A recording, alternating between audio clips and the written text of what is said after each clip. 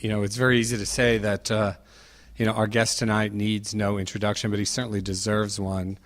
Lou Reed has been an important part of our musical lives for 4 decades now.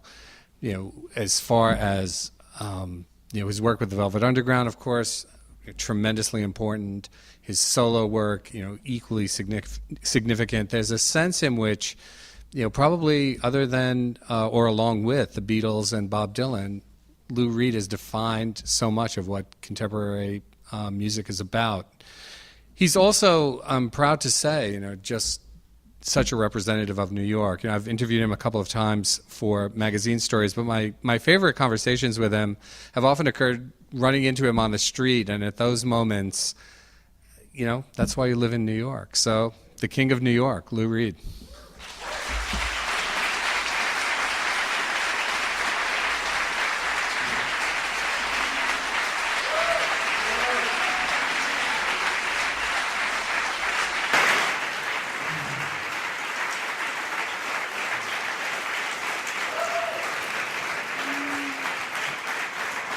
Thank you.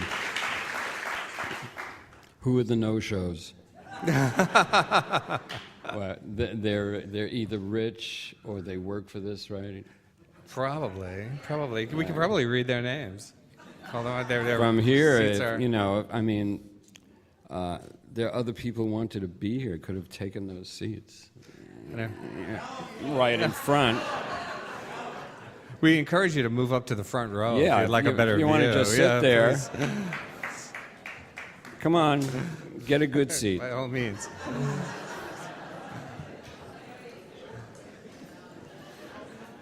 As John Lennon said when he was playing at Buckingham Palace, and the people in the balcony could just rattle their jewelry. Sure. Can you hear okay? Okay. Well, Lou, you're going to be doing a series of performances in a couple of months of Berlin. Obviously, is a record that, when it came out, was highly controversial, as so many of your records have been. Talk a bit about doing Not for good reasons. Not only because they were rock and roll records. If it was a novel, I've said it over and over, if it was a novel, it wouldn't be a big deal. It was that it was a rock and roll record. What's it doing on a rock and roll record? Now you have rap, you have things all over the place, but in those days, a lonely warrior. Well, there was a sense, too, that it was following Transformer, one of your... That was the bad move. That's one of those career-ending moments. They said, you want to do what? Well, I understand you'd never been to Berlin. It kind of became an imaginative place for you for writing the album. I'd never been to Berlin. I love the idea of a divided city, though. It was purely metaphorical. And I forget, somebody said, he could have just called it Brooklyn.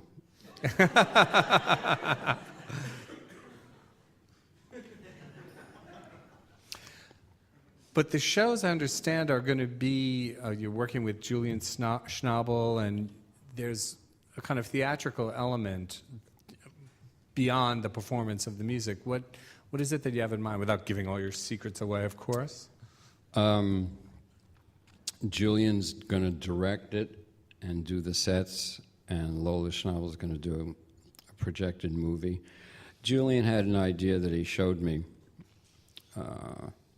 for what a set could be for Berlin, which is an album which meant a lot to him, means a lot to him. And when I saw, he's a visual genius, so where's the downside? But we could have done it with nothing. It's music, but this complemented it and made it even more powerful. I thought it was so beautiful what he was doing. So, barring some unforeseen circumstance, it's just a tiny, we're at St. Anne's Warehouse. It's, I think it's 650 people. And it was just Susan Feldman from St. Anne's. John Cale and I did Songs for Drella. Of course. A long time ago. That was, thank you. That was our tribute to Andy Warhol. And she's been wanting me to stage Berlin, and for years and years and years. And then I just thought, why not? So the minute I did that, then I talked to Julian. He said, I'll direct it. And then we also had Bob Ezrin, who'd originally produced it. And then Steve Hunter, who was the original guitar player on it. So we had the original arrangements that Bobby wrote. Thought this will be really, we're gonna just try to do it live. Are there particular challenges that involved in working in a context that's different from just getting up on stage and performing? Obviously, you've collaborated with Robert Wilson, you did The Raven. What issues come up for you just as an artist in terms of trying to make something like that work? Doing something theatrical, really, it's the setting and the direction and the lights. I mean, with our own shows, we try to have the best sound, the best lights, the best of everything that affects what you hear. And because we're not the kind of performers where we have dancers or I levitate,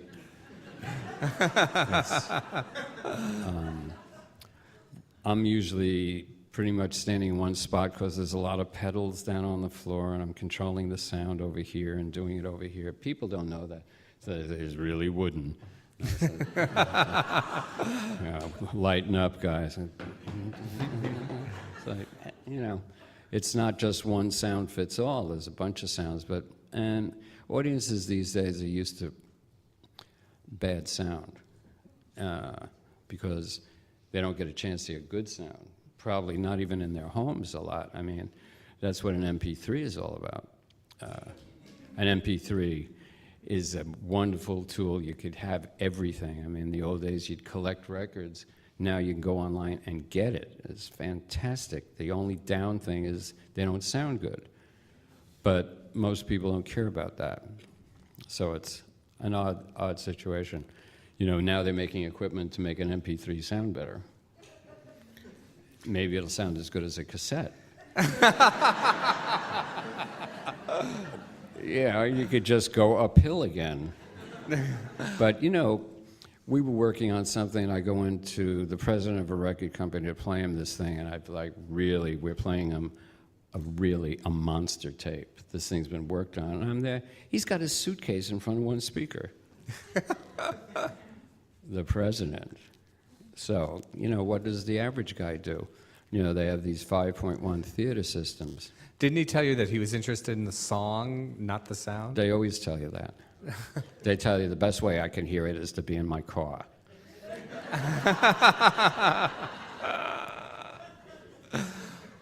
Well, if you like really good sound, and I mean, New York's a great place to be interested in that because this is where you can get some really, really good audio if you care about it.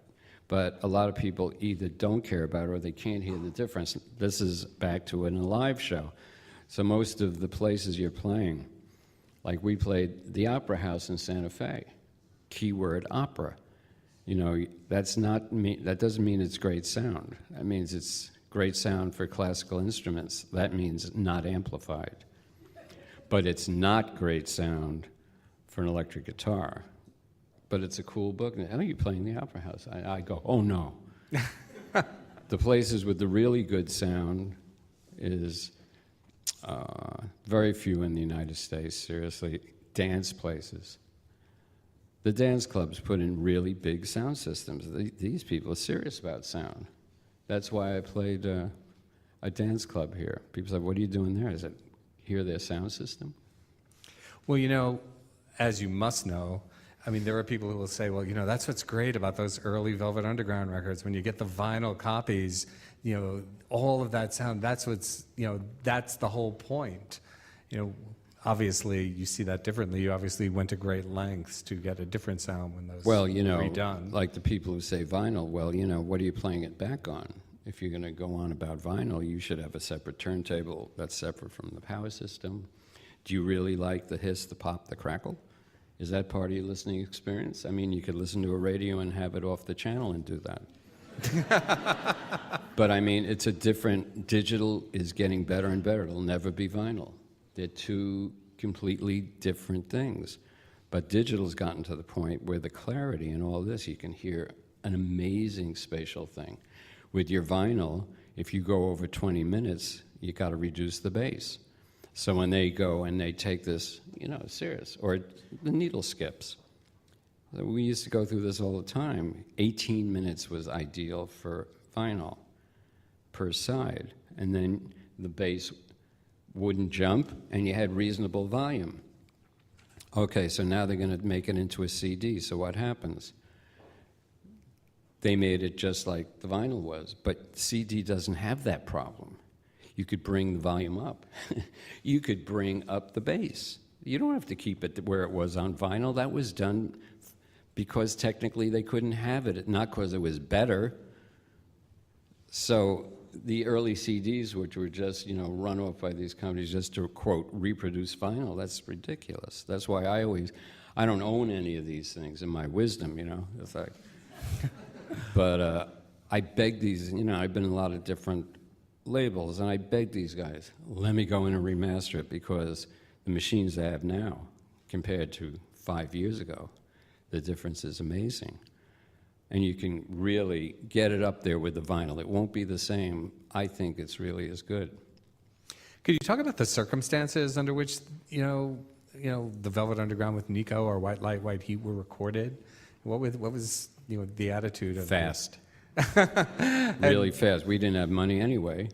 White Light, White Heat, the engineer left. He left? He said, I don't have to listen to this shit. Seriously, you know. Let me know when it's done.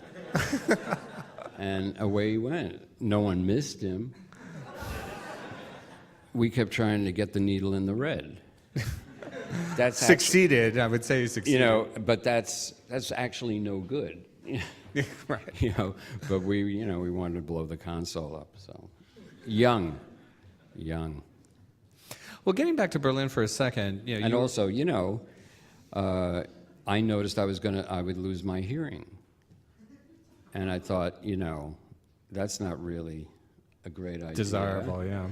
That's when I got interested in how could I make a loud sound soft, and into different levels of distortion. How could I get that powerful power tube push and not injure myself in the process, me or you? You know, going back to Berlin for a second, the moment at which you created that, you know, were you aware that it was going to be kind of, obviously, it was a record that was, you know, critics had a problem with it, audiences had a problem with it. Did you think that was going to happen, or were you just writing what you wanted to? What was the requirement for a rock critic then, Anthony? Well, I don't know. I was not in the game at that point, It's like, sadly enough. You know, if you could lift a pen. You know, we have much sterner requirements now, actually. You know, it was like, I know what I like. I bet you do. How low can we aim to get your approval? But did you...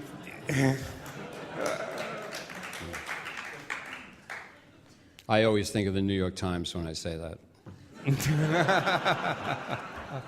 How debased do you have to be to get in, you know, something positive out of the Times? When you... And they got an ad in there. You know, Time Out magazine. They are unspeakable. I'm a pick. So now it's a pick. This is really funny. Why, had they written bad things about you in the past? I wouldn't call it bad, just stupid. Is it possible? Obviously, I've done things that have gotten written about myself. It's difficult to separate yourself from what gets written about, or do you find it? I mean, I guess you have more experience, certainly. Well, it reminds me, I'm staying in a hotel in Portland, Oregon. The guy is a Warhol aficionado, and he's bought a lot of Warholian things and the whole hotel, and I'm staying in the Warhol, quote, suite, and there's these books that Andy may or may not have written, who knows. Yes, exactly. He had a lot of fun with that. But there was one, I pick it up and I just started reading. I think it was The Philosophy of Andy Warhol from A to B, and I think he got that from a review of Katharine Hepburn in the Times where it said she ran the gamut of emotions from A to B. Yes. Nice. So, okay. And Andy looks in the mirror and he says, there it was, the pale white skin, the cell phone. Okay. Did you turn it off? There it is, the pale white skin, the bulbous nose, the Slavic cheekbones, the bad skin. Ah, yeah, it was me. He's quoting all these people with, their descriptions of him. And you look in them and say, I don't think they're talking about me. Warhol obviously was a kind of, cryptic character in a lot of ways. But you see that 4-hour documentary, and you'll see that cryptic character is a genius, and he may very well be the American artist, period.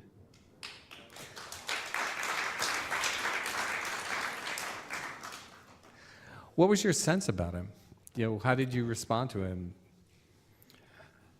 I was so happy and thrilled to be around him because I don't see how it would have been possible to do what we were doing without him as a patron protector. No one knew me or the Velvet Underground from anything. And things were exploding in a lot of ways with record companies. They were signing groups because they didn't know what was going on anymore. Our records came out without having a problem because no one listened to them at the record company. They didn't like them, and they didn't listen to it. They didn't care if there's a song like Heroin on it because they never got past, 3 seconds. They said, oh, okay.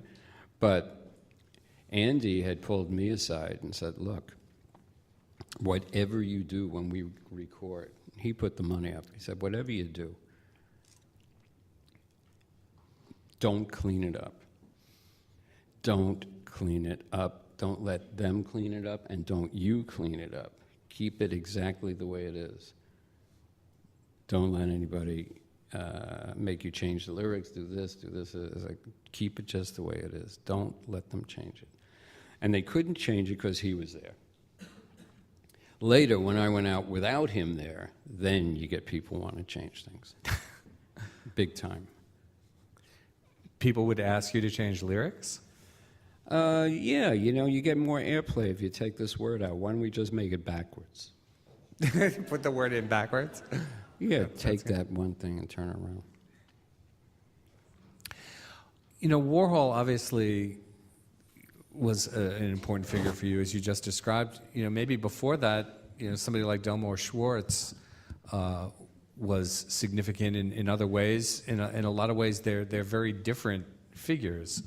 Wonder if you could talk about night and day. Yeah, some of the differences between, what attracted you to one, what attracted you to the other, what you got in those environments. Obviously, you've talked a bit about Warhol, but Delmore Schwartz is Delmore changed my life. By the time I ran into him, he was on a really dangerous spiral down from various problems. He was a great writer at a very early age. He wrote a short story called In Dreams Begin Responsibilities, and he always carried this letter from T.S. Eliot in his wallet saying, this is one of the greatest short stories ever written. Delmore won all these prizes, very educated guy, very, very funny. Some of the things he wrote, including that story, had the simplest language imaginable. And I couldn't believe that you could do that with words that simple. Anyone, there was no, there was no polysyllabic word in there. It's incredible. And it's essentially a guy goes into a movie theater, he sits down, he's watching the shorts, And what they're showing is his father courting his mother on the boardwalk at Coney Island. And he's watching this, and he suddenly jumps up and says, "Look, stop. No good will come of this. You've got to stop." And the usher says, "Sir." Anyway, it's only 5 pages long. You can finish it yourself. I was so struck by the genius of being able to do that. I wanted to do that. I thought, how? That's amazing. And all along, I'd been in bar bands all my life. And I said, geez, it's the same kind of language. But look at that. What if you put that over here? Wow. That'd be amazing. So that was the goal. Well, that's interesting. I mean, I remember hearing you speak one time. You were getting an award at the Apollo Theater, as a matter of fact. And I was wondering how you were going to respond to it. And I was really struck because one of the things that you said was, you know, this is it. The work that you hear is what it is. I don't have a novel stuck away somewhere in a drawer. You know, this is the work that I'm doing. And it seemed like that impulse to take the kind of literary force that somebody like Delmore Schwartz would put into a story and recreate that, you know, in the context of rock and roll was, you know, became your project. If you're going to write a song and the song was going to have lyrics, how could it be less if you knew better? You can't. I mean, you could. There are a lot of writers who are a lot smarter than their lyrics, but I wanted to have the pleasure of these lyrics.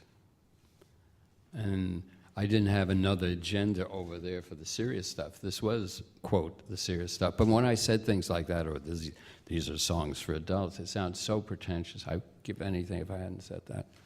You know, it's like setting you up, you know, it's, yeah, right, it's okay. Well, that's not what adults are about, right? Yeah, you know, it was to try to do that. I mean, Burroughs, when he's writing his Bull Lee, writes very, very simple words, simple. It's amazing, because in a rock and roll song, you know, you have visual images, they go by very quickly. It better be good, or you can't see it, won't stick with you. And Burroughs in the more complex works, Western World, whatever, you know, those things, he gets hard to read, and you can go up to Ulysses. Delmore used to say, you could do a lot worse in your life than study James Joyce.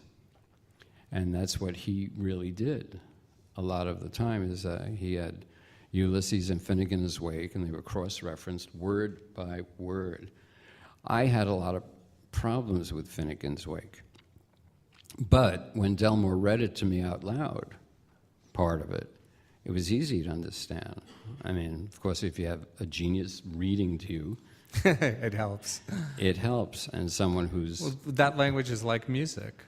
Oh, sure. You know, it's that, but that really requires an educated mind, you know, to all those references, those words. I mean, you have to sit there with a dictionary. What were some of the first, you know, lyrics and songs that meant something to you? You know, that was, you know, more than just the way you respond as a kid, and you're just excited to hear something that really moves you. You know, first time you were conscious of like what the words were in a song that you were listening to. I was like anybody. I mean, when I was 14, I made my first record, and I wrote it, and I was a background guitar player, and I was lucky because in those days, 3 chords and you were okay. And I could do those 3 chords because I really there's something about that progression to this day that's very, very magical. Those, you know, and blues, those 3 chords. John Lee Hooker, 1 chord. You start realizing there's something very intrinsic involved in all this. Like, what is that attraction? And with the blues, cataloging the sorrow of the soul. And then if you moved out into a story, in folk music you had stories, in rock you didn't. So I'm trying to think, like, I mean, I knew the lyric to all, the top 50. Sure. The first record I went out and got was, I still listen to it, it's called The Fat Man by Fats Domino. And I still can't figure out some of the lyric. I can't remember what would be something where the lyric struck me. Well, To get to that level of lyric, you have to go to Leonard Cohen, Bob Dylan. There's a lot of some of the folk music, but it was never urban enough for me.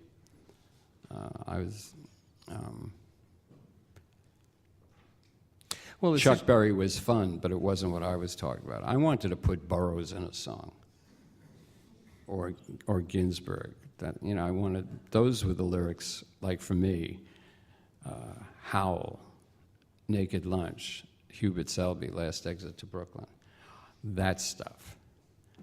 And of course, Delmore, mix that all together. That's what. Now, that was a frightening idea because they're all giants, and you're a little guy. What possible way could you ever do that? What are you, a schmuck? You should go work in a factory, or what, are you kidding? Look at how could you even think of that? But anyway, that's where I was coming from. So when you say, what lyric did it to you? It would be that. But what provided that confidence, too? I mean, we were just, before we came out, we were talking about George Foreman, actually, and the issue of confidence. What gave you, you were just saying that it's a daunting idea. What gave you the confidence to do it? Well, it was just an idea. I couldn't have a normal job. I mean, the first job I had was a staff songwriter at a schlock company, writing make-believe songs. The Ostrich. Yeah, the Ostrich, because I read in the papers that ostrich feathers were going to be very popular. Sorry. So I thought, I'll write a dance called The Ostrich. Jump on this trend. And there, I'm writing these things where they would say, these albums were 99 cents each. And they would, they would just rip off albums. I mean, they would say, write 10 surfing songs. And me and these three other guys would sit and try to write 10 surfing songs or 10 death songs, like Tell Laura I Love Her, like write 10 copies of Tell Laura I Love Her. That's what I was doing for was that $40 a week. Useful to you in any way? I mean, was it a good exercise? Well, sounds like a creative writing class, actually, or something. I actually did a writing course with George Eliot at Syracuse. In fact, short story writing. And I studied with another guy named Donald Dyke, who was just a teacher, not a writer. What does that mean? I don't know. Isn't there an axiom? Yes, exactly. That goes along with that one. But what it did is I learned about the studio. So when the Velvet Underground finally went into the studio, it wasn't news to me. I'd seen it before, so I wasn't like, what do we do now? Yeah. I'm not technically gifted. I have problems reading, so it's almost impossible for me to read a manual. It's much easier. If someone will show me how to do it, then I can do it. But reading a manual is impossible for me. I can't read long paragraphs, more or less a manual. But being in the studio before and watching engineers, I was always saying, well, what is that? What mic? Part of recording is, the first stage is the mic, the microphone. A lot of guys these days, because it's coming out of computers, they don't know how to mic an amp. It's really funny. I've been struck, obviously, in the minds of many people, you're a word guy, but you talk so much about sound. And one of probably the most dramatic sounds you've created is metal machine music, which I understand there's going to be a live recording of. Is that correct? It is a live recording. A German group called Zeitkrause. A guy named Ulrich Krieger got in touch with me, and he said, I'm part of this avant-garde group. We'd like to do metal machine music live.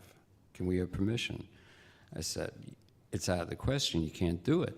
No one could do that. It's impossible.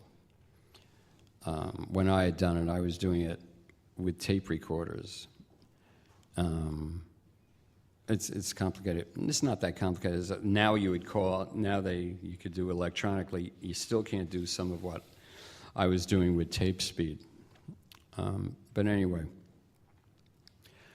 he said, "Let us do a 5-minute demo of it," and he sent me 5 minutes of 5 minutes on a CD, and it was there. It was unbelievable. I couldn't believe it. It was fantastic. I said, "Oh, you absolutely have to do this. It'll be great." And then they said, "Would you play on it? Like, it's in 4 pieces. And, would you play on like the last part of the third part, I think?" I said, "Yeah, sure." So they were playing, I think, the Berlin Philharmonic Hall or whatever, for subscribers. Who walked sort of like those in. people who were in the first row tonight. It's like Yeah. Who's still not here. Still not here. Strangely, yeah. And there it was. I mean, it was performed live, and I had my sound guys there, and we recorded it. And there it was. We had this thing. My friend Ralph Engel had put this whole thing together, because who thought you could even have a hall let you perform it? But anyway, there we were under. It was Avant-Garde Music Week or something, so that's how we slithered in. Now it's it's this. That record, when that came out, it was out for 3 weeks in the 70s, and they took it off the market. And the reviewer said it sounded like static on a radio. And they had more returns than ever for anything. And they said they would never stock another one of my albums again. Period. Over and out. Pack it up. And that's it. No more recordings. And I had a friend named Ken Glancy, who was the president of RCA, and he said, there were all these rumors that I did it to break contracts. Yes, I did hear that. That I didn't really, blah, blah. It's not true. I did it. I wanted to hear nothing but guitars, and I didn't want it to have a steady beat and no known key.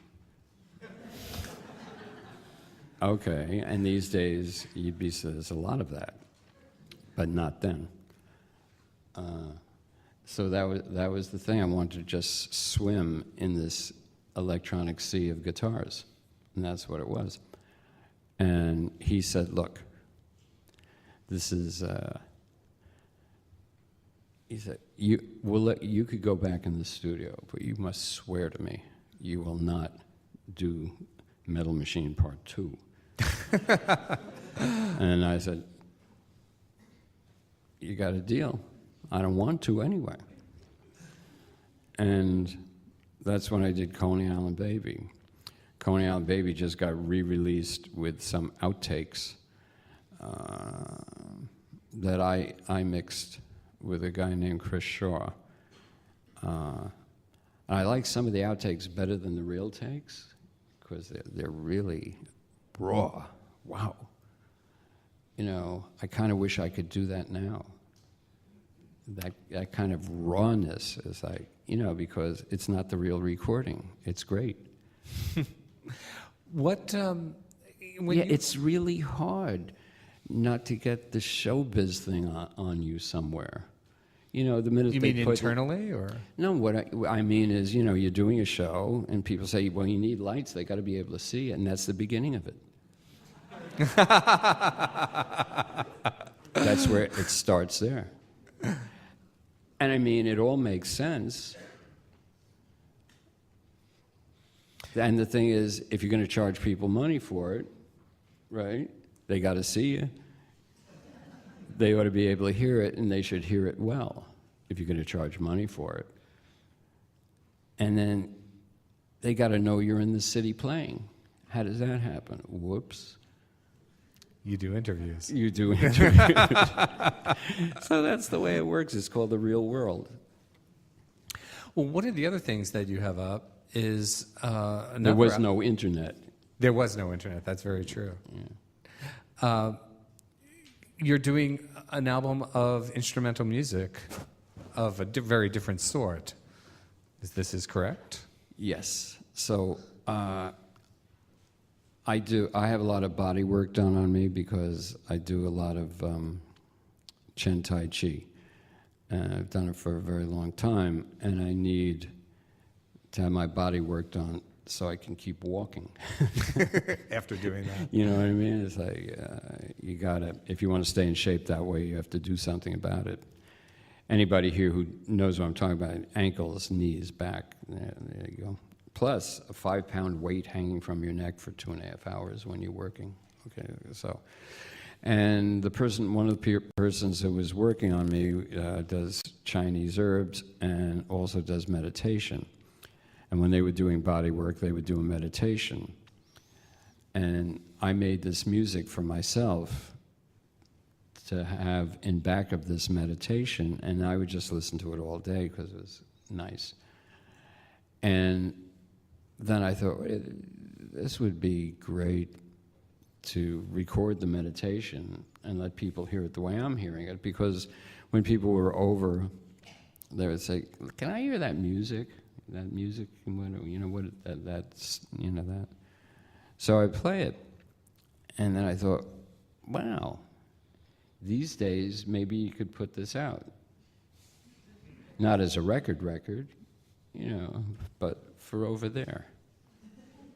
And so that's it, and it's on a label called Sounds True, and I think they have it in Whole Foods.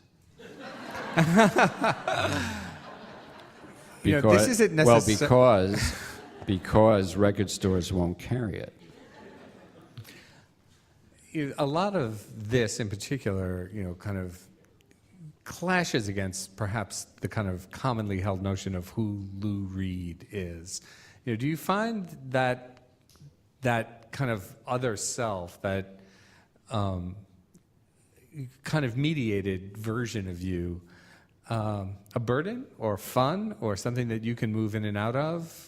Well, I watched Andy do this constantly. And I was watching everything he would do.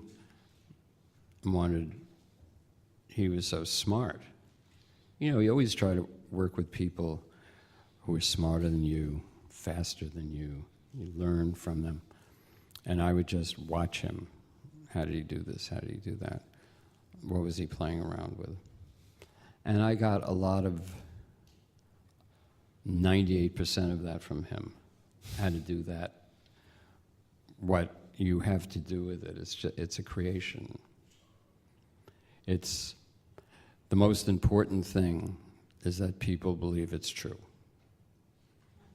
If they don't believe it's true, they won't listen to the song, it won't mean anything. They have to believe it's true, that you're telling them the truth. Is it true? All of it's true. I would never lie. The inventions are true, and the reality is true as well. Like any writer, can combine people, combine incidences, change genders to make a story better, but the essence is true. You could say, well, you got a guy named George in this song. Is there such a guy? Well, yeah, his name's not George. And this is a condensed version of what happened over 7 years. But it is true. Is that control over all that? It's made, from a writer point of view, some things are in there to make it work. Is that degree of control something that you feel like you always had, or is that something that had to develop over time? Did it ever get confusing? It's, oh, very, I can't even begin to get into confusion. When you're straight and sober, if you live that long, then there's no confusion. You're also working on a rock album. That, I don't know, that seems like an end point to me. It seemed what? What's that? I didn't hear what you said. Oh, I just said that seemed like an end point to me. Well, yeah. Yeah.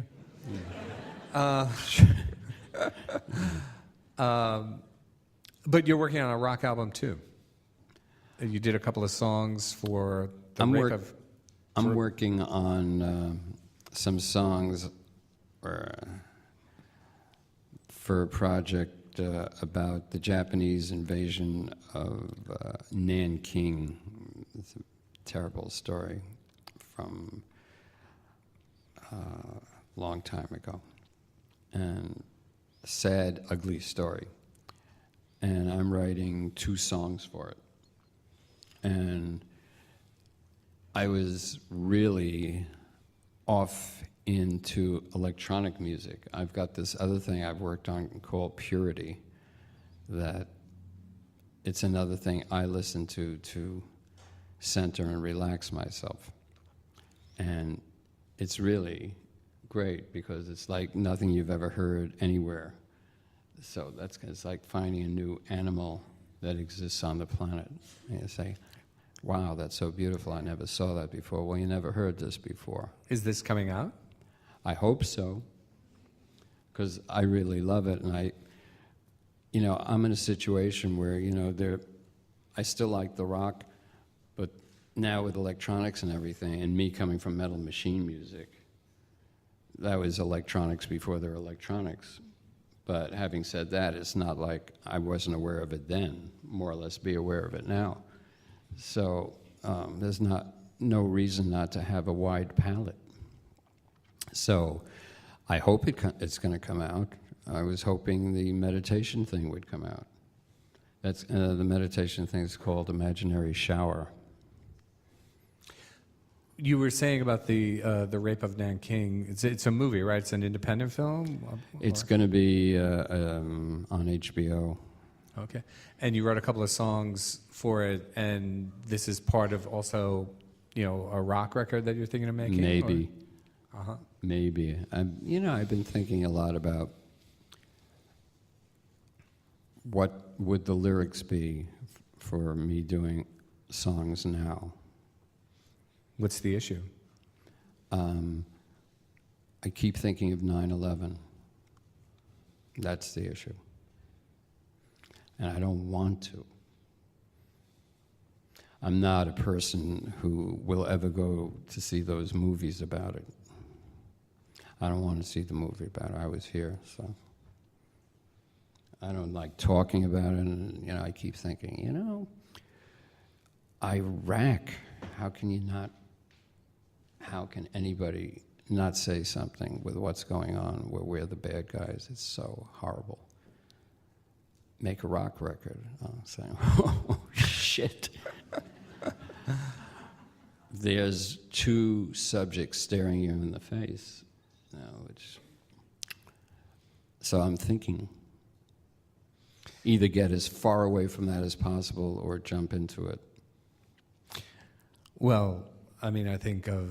Very difficult for me. That's why I liked writing about Nanking, because for me it was like writing about Iraq. Well, don't you feel that whatever's on your mind inevitably comes out in whatever you're writing, no? One way or the other. Yeah. But some writing is really not enjoyable, put it that way. And I don't like to go back to that thing. I didn't even like it in War of the Worlds, where there's the scene with the ashes. Oh, anybody who was downtown saw that. Well, this is not even a question, but I mean, if anybody's earned the right to, talk about something, I mean, particularly from the standpoint of being in New York, certainly, I mean, it's something I would love to listen to, regardless of how, coruscating it probably would turn out to be. I meant for me. But you're the artist. You have to suffer. I'm trying. We're here all to my enjoy. life I've tried not to fulfill that one. Have you succeeded? I'm here. True enough. At the, on the MTV Awards recently, you commented that you felt that MTV, maybe should show more rock and roll. I was wondering what this is a music that you've obviously invested a great deal in and has always meant a lot to you. Where do you see it standing in the culture now? Rock and roll? Yeah. I have satellite radio, and or a guy like Vince Scelsa, Idiot's Delight, plays incredible stuff. There is stuff out there, great rock. I like all kinds of music, but I just love a good rock band. Always have, and when it's really right, it makes me feel so good. The first time I heard Outkast do Hey Ya, Yeah. 15 seconds of that, I'm smiling, saying, "Oh man, this is, I could listen to this forever." And then you kind of had to. But I wasn't the only one in love with that thing. Yeah, of course. Yeah. Have you seen their movie? I haven't seen the movie. I wonder.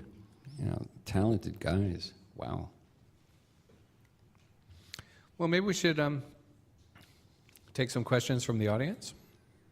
Anybody out there? By the way, I've been interviewed by Anthony before, and the reason I'm here with him is because I have such respect for his musical acumen and the way he treats musicians. Yeah. Thank you very much.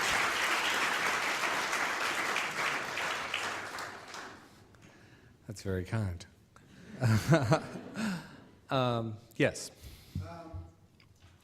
Whenever they refer to the cool Jewish musicians, I think that you and a guy from the Clash, Joe Strummer, always comes up either one or two. I'm curious how your Jewish background influenced your life or your music. I don't get into the religious things at all. Do we have any? In the back?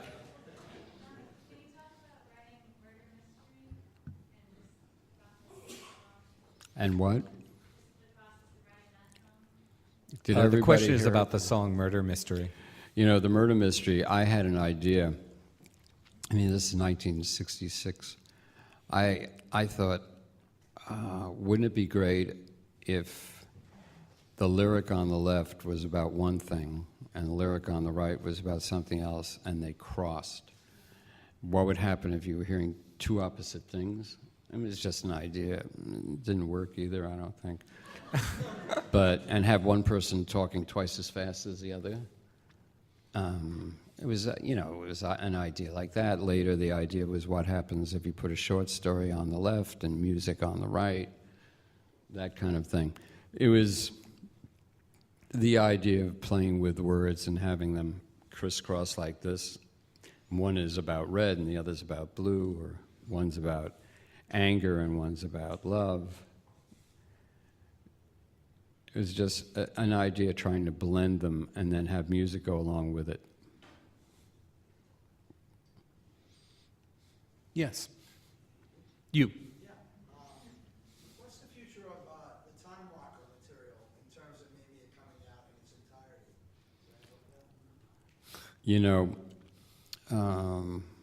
When I was on American Masters, we put together a little acoustic album recorded in London that had some of the Time Rocker material. Time Rocker was a play I did in Germany with Bob Wilson, And the songs are really, really great, and they really haven't been, 2 or 3 were on this little acoustic album. I don't think anyone even knows it's out. So it's never really been recorded. And right now it's not going to be. So that answers your question. You know, the only way Not the note of uplift we were hoping for. you know, it'd be great if someone else recorded it. But right now, we're not going to. Yes. I'm not confused for about 8.5 months, and like we were saying, 4 straight sober. And when you talk about finding yourself, how do you think that you know yourself better? It seems to me that some of the songs from Set the Twilight really are about the self-discovery. Set the Twilight Reeling is about my incredible passion for my significant other, and that passion revealing a whole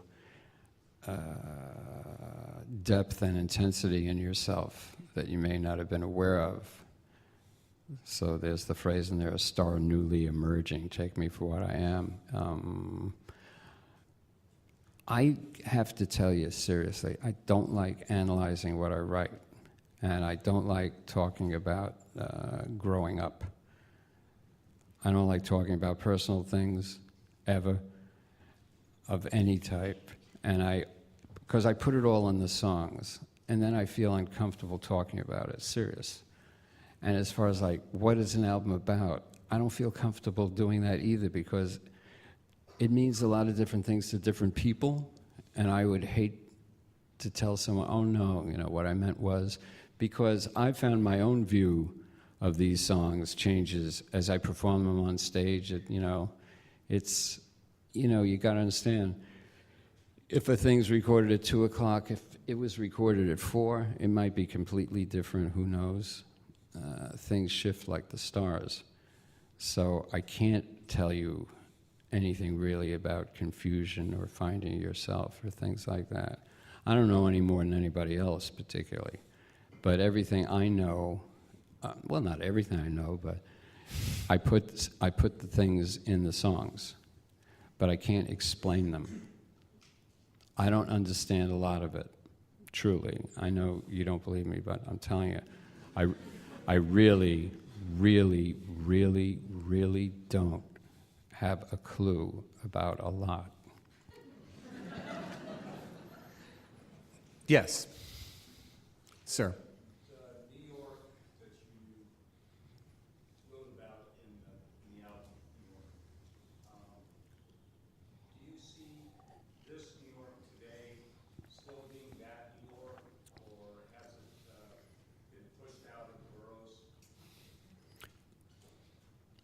You know, there's this great documentary about New York made by Rick Burns that tells you the entire history of New York is just phenomenal. And one of the things it says in there early on is, one of the things about New York is that it's always changing, they're always building, it's always this, it's always that. The one thing that does seem to be going on here is that it's really for people with money these days. And, you know, when you have a townhouse on Avenue D, but they've run out of space. So you wouldn't have been able to write those songs if you're coming up now. If I was coming up now, I wouldn't be in New York. I'd be in Brooklyn, Dumbo. I was born in Brooklyn, so it's not a big deal. That's where I started. That's where I end up. Let's see. Yeah, so in the white sweater? Oh, I think that's you with the dark hair. Yeah. You have a very varied and long career, and I'm wondering if there's something... Had. Is there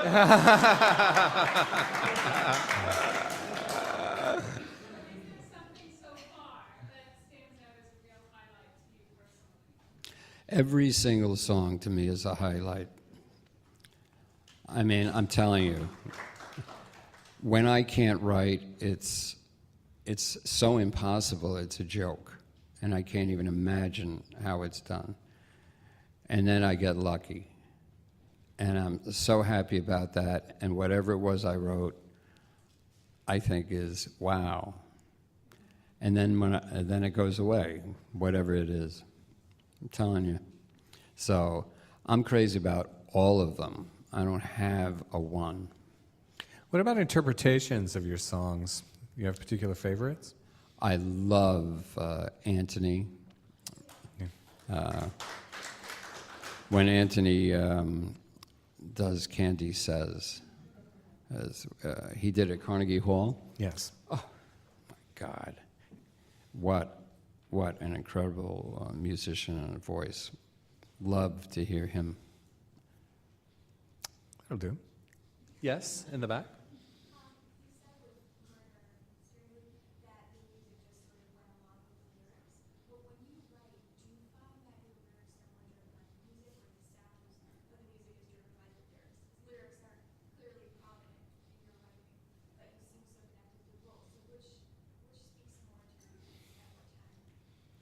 When I'm writing, I'm not thinking about sound. That's a different part of the whole thing.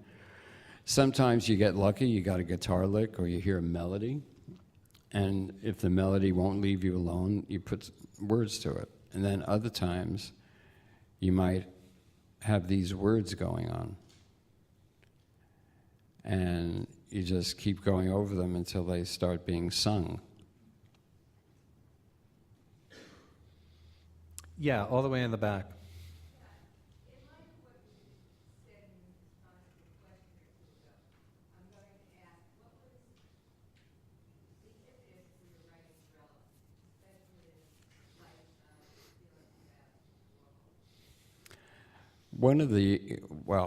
John and I really thought that, first of all, wanted to see if anyone, anywhere, had done a rock album that teaches you something, like about the life of whomever. And there wasn't any. We thought, what an amazing learning tool this would be. So Did you actually try to think of some, or I mean, No. We did research, try to find had anyone ever done it. And Philip Glass may have done something. Anyway, it's not like more than on your hand, not even that. And then I think Johnny Cash, maybe? Some of those old Train albums and things like that? about a specific person? Yeah. You know, I was thinking there must be an album to tell you about Malcolm X, for instance, Martin Luther King. I mean, you go up and down and say, wouldn't it be, why isn't a hip-hop group like doing something like that? And then you could play it in school and make learning fun. This is the new Lou Reed. They're there anyway. You know, it's a captive audience. Later, they'll be captive another way. It's better to be over there. Try to use music to do positive things with. So, and John had, at the ceremony at the church with Andy's wake, I think he had the idea, why don't we do an album about Andy's life that's really positive, because we felt very positive towards Andy, to say the least. And there was all this terrible negative things. And we thought, you know, it'd be great to do the Andy we knew. Yes. How did your interest in photography start? Well, I was watching Andy and a guy named Billy Linick, named Billy Name. And the movies and the photos got me interested in that, because the way they looked. I just loved to see what he did with the camera was not what you would see. You only saw it through the camera. That's what I liked. You understand what I mean? If you looked at it, if you were just looking here, it wasn't a reproduction of reality. It was another way of looking at reality. It was high contrast, black and white, where Andy was aiming the camera. It was astonishing. So I thought of that as something I wanted to learn. Yep. Just wondering if, I know you and Lester Bangs had a lot of interviews and run-ins where you are in the 70s. And in the last few years when they reissued a lot of this stuff and these sort of compilations of his writings, have you ever went back and read any of this? No, they're just interviews. Doesn't mean anything. My book of interviews will be on sale after this.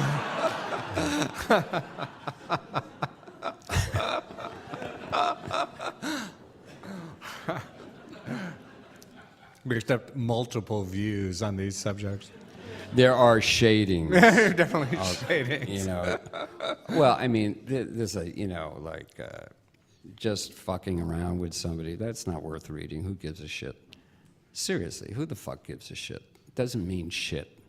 Didn't mean shit then, doesn't mean shit now. If you're talking to somebody where you're really talking about something, that is something to look at. Like, I interviewed Hubert Selby. Or Václav Havel. And, yeah, and Václav Havel. And I volunteered for those because I wanted to meet them.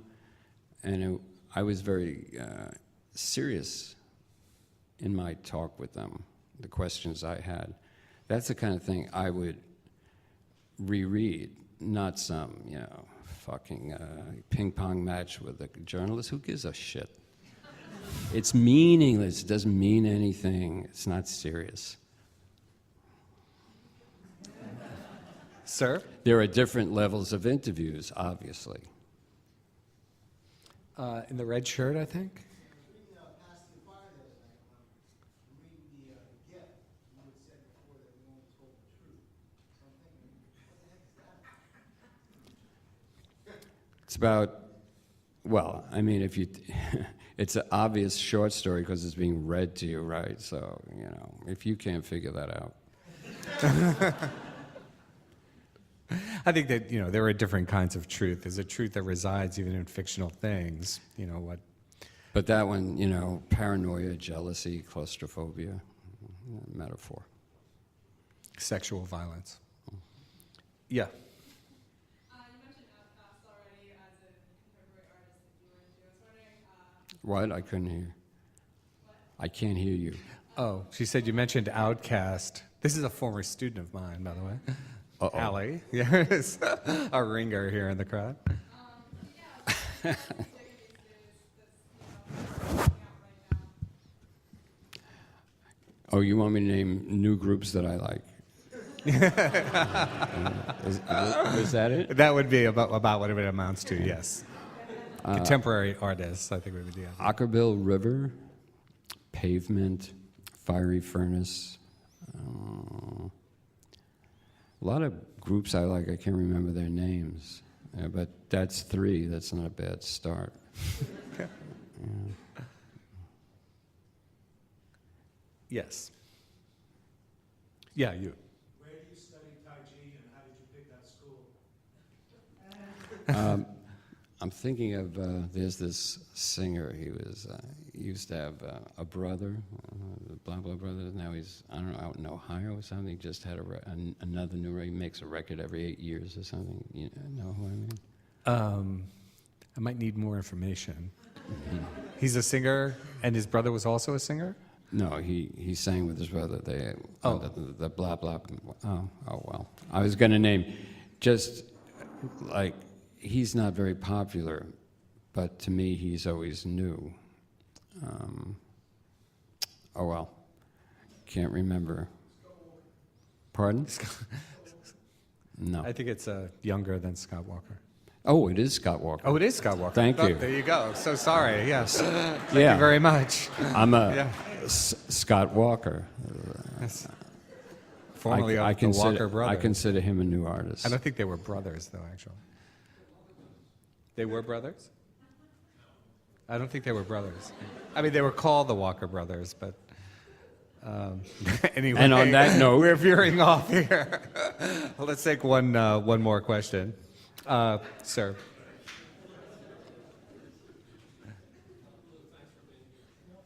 Thank you. Sure. He just thanked Lou for being here. Lou graciously accepted.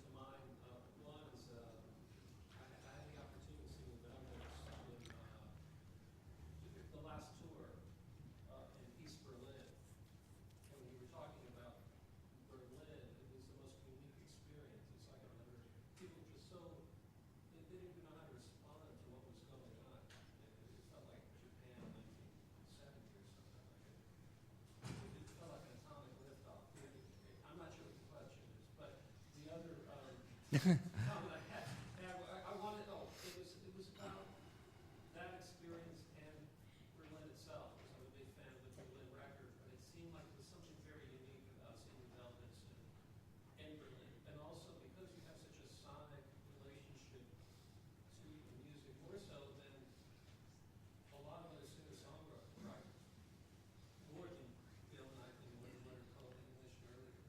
Do you ever work with new bands to say, you know what, I kind of invented this, I know how to put it left and right?